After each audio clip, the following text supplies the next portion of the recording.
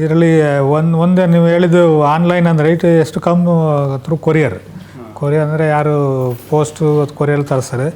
ಅದಕ್ಕೆ ನಾವು ಕಸ್ಟಮ್ಸು ಮತ್ತು ಕೊರಿಯರ್ ಅವ್ರ ಕಡೆ ನಮ್ಮದೊಂದು ಸೆಟಪ್ ಇದೆ. ಅಲ್ಲಿ ಬರೋದು ಪ್ರತಿಯೊಂದು ಪಾರ್ಸಲ್ ಕೂಡ ಅದನ್ನು ಚೆಕ್ ಮಾಡಬೇಕು ಒಂದು ವ್ಯವಸ್ಥೆ ಮಾಡಿದ್ದಾರೆ. ಅದರಲ್ಲೂ ಈ ಸಾವಿರಾರು ಸಂಖ್ಯೆಯಲ್ಲಿ ಪಾರ್ಸಲ್ ಬರೋದರಿಂದ ಎಲ್ಲೋ ಒಂದು ಕಡೆ ಸ್ಲಿಪ್ ಆಗ್ಬೋದು, ಬಟ್ ಚೆಕ್ಕಿಂಗ್ ವ್ಯವಸ್ಥೆ ಇದೆ.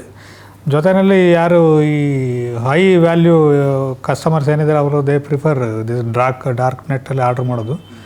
ಅಂಥವ್ರದ್ದು ಕೂಡ ಯಾರು ಭಾಳಷ್ಟು ಸರಿ ಲಾಸ್ಟ್ 1 year ಬ್ಯಾಕ್ ನಾವು ಈ ಪೋಸ್ಟಲ್ ಡಿಪಾರ್ಟ್ಮೆಂಟು ಮತ್ತು ಇಂಟರ್ನ್ಯಾಷನಲ್ ಕೊರಿಯರ್ಗಳಲ್ಲಿ ಅನ್ಕ್ಲೇಮ್ಡ್ ಕೊರಿಯರ್ಸ್ ಏನಿದೆ, ಯಾಕಂದರೆ ಅವ್ರ ಅಡ್ರೆಸ್ ರಾಂಗ್ ಕೊಡ್ತಾರೆ. So normally parcel becomes unclaimed. So unclaimed ಆದಾಗ ಇವರೇ ಹೋಗಿ ಅಲ್ಲಿ ಹೋಗಿ ಕಲೆಕ್ಟ್ ಮಾಡ್ಕೊಳ್ತಾರೆ. ಸೊ ಆ ಥರ ಅನ್ಕ್ಲೇಮ್ಡ್ ಪಾರ್ಸಲ್ ಎಲ್ಲ ಚೆಕ್ ಮಾಡಿದಾಗ ಭಾಳಷ್ಟು ಸಿಕ್ಕಿದೆ ನಮಗೆ. ಸೊ ಹಂಗಾಗಿ ಅದ್ರ ಮೇಲೆ ಯಾರ್ಯಾರು ಆರ್ಡ್ರ್ ಮಾಡ್ತಾಯಿದ್ರು ಅವ್ರ ಮೇಲೆಲ್ಲ ಒಂದು ಹಂತದಲ್ಲಿ ಕ್ರಮ ಆಗಿದೆ. ಬಟ್ ಇದು ಕಂಟಿನ್ಯೂ ನಿರಂತರ ಪ್ರಕ್ರಿಯೆ. ಇದು ಒಂದು ದಿವಸ ಮಾಡಿ ನಿಲ್ಸೋಕ್ಕಾಗೋದಿಲ್ಲ. ಇದು ಪ್ರಕ್ರಿಯೆ ನಿರಂತರವಾಗಿದೆ. ಮತ್ತು ಅದೇ ರೀತಿ ನಾವು ಇದಕ್ಕೆ ಅಂತಲೇ ಡಾರ್ಕ್ ನೆಟ್ ಮತ್ತು ಇದಕ್ಕಂತಲೇ ನಮ್ಮ ಫೋರೆನ್ಸಿಕ್ ಲ್ಯಾಬ್ನಲ್ಲಿ ಮಾನಿಟ್ರಿಂಗ್ ಅಂತ ಸ್ಪೆಷಲ್ ಟೂಲ್ಸು ಅದು ಇದೆಲ್ಲ ಅಂತ ಮಾಡಬೇಕು ಅಂತ ಒಂದು ಚಿಂತನೆ ಇದೆ.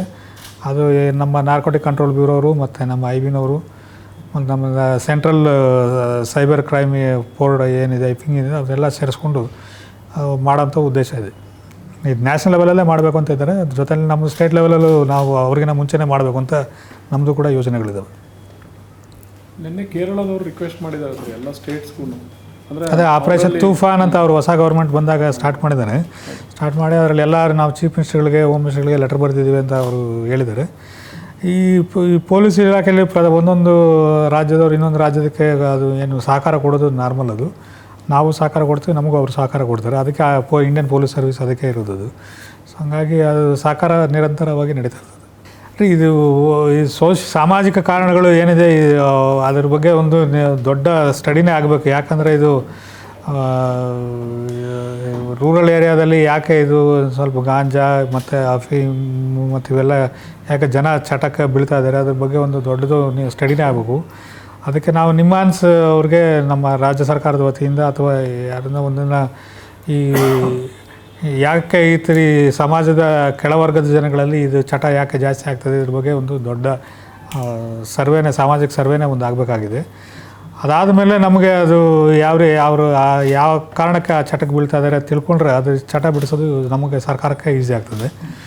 ಜೊತೆಯಲ್ಲೇ ತಾವು ಹೇಳಿದ್ದು ಅದು ಕರೆಕ್ಟ್ ಇದೆ. ಯಾಕಂದರೆ ಅದು 15 ರೂಪಾಯಿ 20 ರೂಪಾಯಿ ಖರ್ಚಿಗೆ ಗಾಂಜಾ ಪ್ಯಾಕೆಟು ಅದು ಸಿಗ್ತಾ ಇರೋದು ನಮಗೂ ವರದಿಯಾಗಿದೆ. ಎಸ್ಪೆಷಲಿ ಯಾದಗಿರಿಯಿಂದ ಹಿಡಿದು ಗುಲ್ಬರ್ಗ, ಬೆಳಗಾಂ, ಮಂಗಳೂರು ಎಲ್ಲ ಕಡೆ ಸ್ಮಾಲ್ ಪ್ಯಾಕೆಟ್ಸ್ 15 ರೂಪಾಯಿ 20 ರೂಪಾಯಿ ವರದಿ ಆಗಿದ್ದವು. ಅದು ಯಾಕೆ ಆ ಥರ ಸಮಾಜದ ಕೆಳವರ್ಗದ ಜನ ಈ ಚಟಕ್ಕೆ ಬೀಳ್ತಾ ಇದ್ದಾರೆ ಅದ್ರ ಬಗ್ಗೆ ದೊಡ್ಡ ಮಟ್ಟದ ನಮ್ಮಲ್ಲಿ ಕಾರಣ ತಿಳ್ಕೊಳ್ಬೇಕಾದ ಒಂದು ಅವಶ್ಯಕತೆಯೂ ಕೂಡ ಇದೆ. ಎರಡು ನಮ್ಮ ಮೊದಲೇ ತಮ್ಗೆ ಹೇಳಿದಾಗೆ ಇದರಲ್ಲಿ ಸ್ಟ್ರಾಟಜಿ ಈಸ್ ಆಲ್ವೇಸ್ ಟೂ. ಒಂದು ಸಪ್ಲೈ ಕಡಿಮೆ ಮಾಡೋದು, ಇನ್ನೊಂದು ಅವೇರ್ನೆಸ್ ಮಾಡಿ ಡಿಮ್ಯಾಂಡ್ ಕಡಿಮೆ ಮಾಡೋದು. ಅವೇರ್ನೆಸ್ ಪ್ರಯುಕ್ತ ನಾವು ಶಾಲಾ ಕಾಲೇಜುಗಳಲ್ಲಿ ಅನೇಕ ಕಾರ್ಯಕ್ರಮಗಳನ್ನ ಹಮ್ಮಿಕೊಂಡು ಪ್ರತಿ ತಿಂಗಳು ಒಬ್ಬೊಬ್ಬರು ಪೊಲೀಸ್ ಅಧಿಕಾರಿ ಪ್ರತಿಯೊಂದು ಶಾಲೆಗೆ ಹೋಗಿ ಅಲ್ಲಿ ಅವೇರ್ನೆಸ್ ಕಾರ್ಯಕ್ರಮ ಮಾಡಬೇಕು ಅಂತ ನಮ್ಮದು ನಿರ್ದೇಶನ ಇದೆ. ಅದರ ಪ್ರಕಾರ ಲಾಸ್ಟ್ ಇಯರ್ ನಮ್ಮ ಡೇಟಾ ಪ್ರಕಾರ ಆಲ್ಮೋಸ್ಟು 5 ಲಕ್ಷ ಶಾಲಾ ಕಾಲೇಜುಗಳಿಗೆ ಹೋಗಿ ಅವ್ರಿಗೆ ಎಲ್ಲರಿಗೂ ಅವೇರ್ನೆಸ್ ಮಾಡಿದ್ದಾರೆ. 5 ಲಕ್ಷ ಸ್ಟೂಡೆಂಟ್ಸ್ ಕವರ್ ಮಾಡಿದ್ದಾರೆ. ಜೊತೆಯಲ್ಲಿ ಈ ಯಾರು ಸ್ಟೂಡೆಂಟ್ ಕಮ್ಯುನಿಟಿನಲ್ಲಿ ಯಾರು ಆಬ್ಸೆಂಟಿಸಮ್ ಯಾರಿದೆ, ಯಾರು ಓದಿನಲ್ಲಿ ಜಾಸ್ತಿ ನಿಗಾ ಕೊಡೋದಿಲ್ಲ, ಯಾರು ಆ್ಯಕ್ಟಿವ್ ಆಗಿರೋದಿಲ್ಲ, ಅವ್ರಿಗೆಲ್ಲ ಐಡೆಂಟಿಫೈ ಮಾಡಿ ಅವರಿಗೆ ಸಪ್ರೇಟ್ ಡ್ರಗ್ ಟೆಸ್ಟ್ ಕೂಡ ಕೆಲವು ಕಡೆ ಮಾಡ್ತಾ ಇದ್ದಾರೆ. ಯಾಕಂದರೆ ಅವರ ಭವಿಷ್ಯದ ದೃಷ್ಟಿಯಿಂದ ನಾವು ಅಂಥದ್ದನ್ನೆಲ್ಲ ಬಹಿರಂಗವಾಗಿ ನಾವು ಮಾಧ್ಯಮಗಳ ಮುಖಾಂತರ ಅದನ್ನು ಹಂಚ್ಕೊಳ್ತಾ ಇಲ್ಲ ನಾವು. ಬಟ್ ಅದೆಲ್ಲ ನಡೀತಾ ಇದೆ. ಕೆಲವು ಕಾಲೇಜುಗಳೆಲ್ಲ ಚೆನ್ನಾಗಿ ಮಾಡಿದ್ದಾರೆ, ಕೆಲವು ಕಾಲೇಜುಗಳಿಂದ ಮಾಡೋ ಅವಶ್ಯಕತೆಯೂ ಉಳಿದೆ. ನಮ್ಮಲ್ಲಿ ಈಗ 2023ರಿಂದ ನಂತರ ಡೇಟಾ ಇದೆ. ಅದರಲ್ಲಿ 2023ರಲ್ಲಿ 6700 ಆಗಿದೆ, 2024ರಲ್ಲಿ 4100, 2025ರಲ್ಲಿ 6800. ಈ ವರ್ಷ 5 ತಿಂಗಳಲ್ಲಿ ಆಲ್ರೆಡಿ 5000 ಕೇಸ್ ಆಗಿದೆ.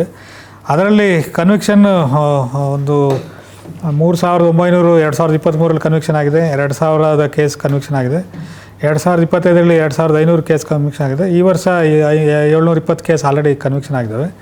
ಇದು ಈ ವರ್ಷದ ಕೇಸ್ ಯಾಕೆ ತಡ ಅಂದರೆ ಸ್ವಲ್ಪ ಕೋರ್ಟಲ್ಲಿ ಇನ್ನೂ ಪೆಂಡಿಂಗ್ ಇದ್ದಾವೆ. ಅವು ಮುಗಿದ ಮೇಲೆ ಅವು ಕನ್ವಿಕ್ಷನ್ ಫಿಗರ್ ಜಾಸ್ತಿ ಆಗ್ತದೆ.